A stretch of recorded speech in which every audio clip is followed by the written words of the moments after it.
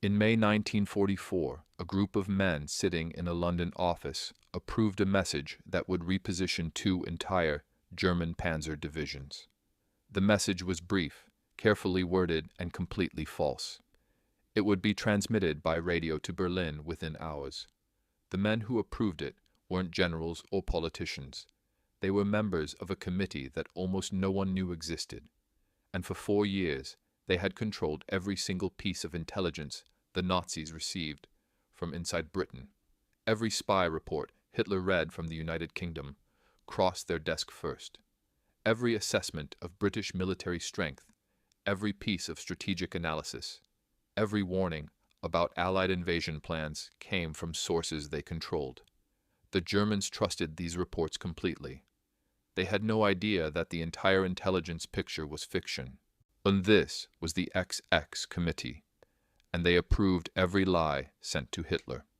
The committee's existence became possible because of a failure in German intelligence that Berlin never detected. Between 1940 and 1941, British counterintelligence identified and captured every single spy the Abwehr, German military intelligence, sent to the United Kingdom. Not most of them, all of them. Some were caught within hours of arrival. Others lasted weeks.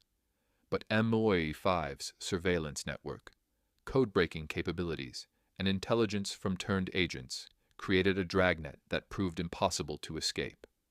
The captured spies faced a simple choice: hang as enemy agents or cooperate with British intelligence. Most chose cooperation. A few were executed as examples. Their deaths kept quiet so German intelligence wouldn't suspect the capture rate. All the others became something more valuable than prisoners. They became channels for deception, and someone needed to control what information flowed through those channels.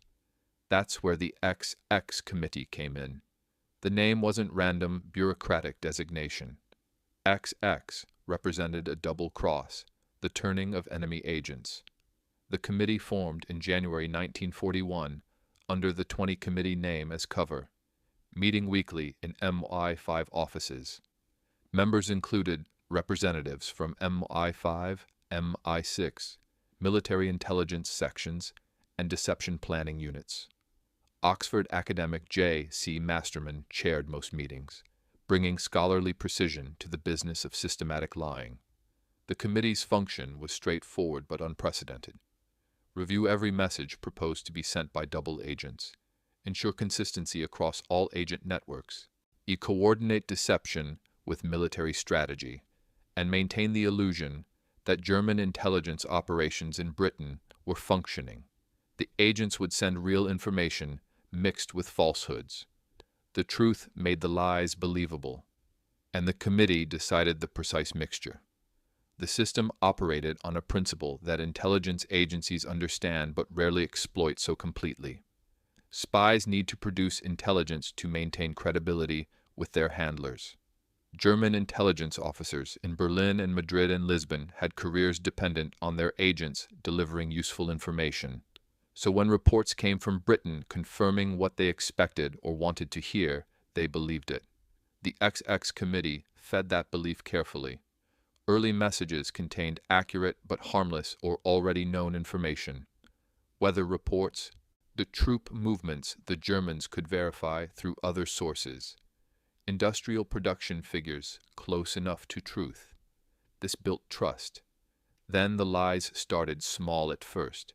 Inflated estimates of military units, slightly wrong locations for divisions, reports of invasion preparations in Scotland instead of southern England.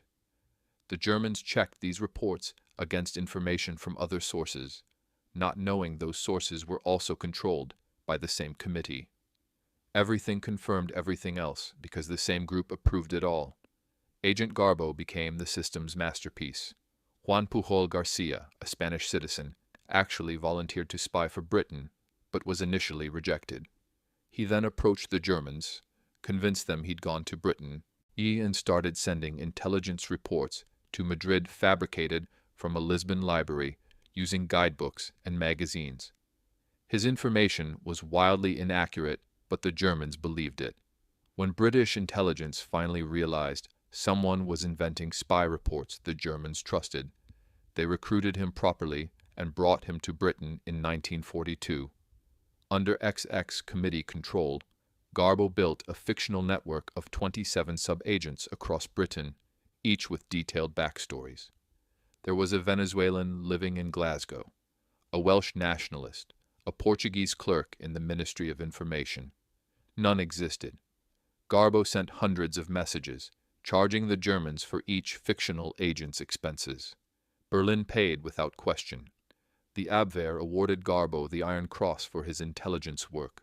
He'd never set foot in Germany, and his entire network was fiction approved paragraph by paragraph by the committee. Operation Fortitude represented the committee's ultimate test. The Allies needed Germany to believe the D-Day landings would hit Pas de Calais, not Normandy, and to keep German divisions away from the actual beaches, even after the invasion began. The XX Committee orchestrated a deception campaign involving dozens of double agents, sending coordinated false intelligence. They created the fictional 1st United States Army Group, supposedly stationed in southeastern England under Patton's command, positioned perfectly for a Calais invasion. The agents reported seeing fuseg units, movements, preparations. Physical deception teams built fake tanks and landing craft. German reconnaissance flights photographed the props. But the agent reports made it real in Berlin's assessment. In the weeks before June 6th, Garbo sent a message warning of an imminent invasion, but slightly too late for the Germans to react, sacrificing tactical advantage to preserve strategic deception. After the Normandy landings began, the committee's controlled agents reported this was a diversion, and the main assault would still hit Calais. Hitler believed it. He held panzer divisions in Pas de Calais for weeks, waiting for an invasion that would never come. Those tanks could have reached Normandy. They stayed north because the committee's lies were more convincing than the realities unfolding on French beaches. The deception nearly collapsed multiple times. Maintaining consistency across dozens of fake agents, sending hundreds of messages required meticulous record-keeping. One contradiction could unravel everything. The committee kept detailed files tracking every lie told, every fictional sub-agent's supposed location and activities, every piece of false intelligence. When one double agent reported a military unit in a location and another mentioned the same unit elsewhere, German intelligence might notice. The committee's coordination prevented those mistakes, but the complexity created risk. There were moments when German intelligence questioned reports. Agent Tricycle, Duško Popov, faced skepticism from his handlers. The committee had to carefully recalibrate his information to rebuild trust. Some agents were tested with questions designed to catch lies. The committee's deep knowledge of what the Germans already knew, gained through code breaking, allowed them to craft answers that passed scrutiny. The system worked because British intelligence could read German assessments of the intelligence they were feeding Germany, creating a closed loop where they watched Berlin believe their own lies. The consequences played out across strategic decisions that shaped the war. German reinforcements moved to wrong locations based on committee-approved reports.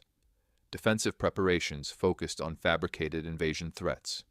Hitler's personal assessments of British military strength and invasion timing relied on intelligence from compromised sources.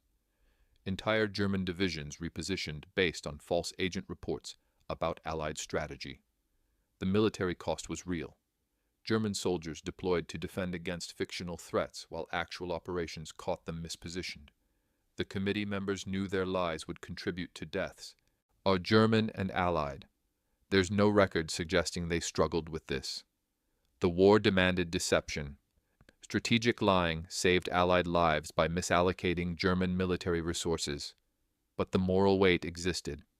Men in a London office approved messages that would send other men to wrong places to fight battles based on false premises. Some XX committee members were intelligence professionals accustomed to deception's necessities. Others were academics and military officers new to systematic lying at this scale. The committee minutes, later declassified, show clinical discussion of deception operations with little reflection on the human cost of the lies they approved. The deeper question is why German intelligence never discovered what had happened. The Abwehr had competent officers, code breakers, analysts, or they should have detected patterns suggesting compromise. Several factors protected the deception. First, the Germans broke Britain's spy networks in Europe, creating confidence they were winning the intelligence war.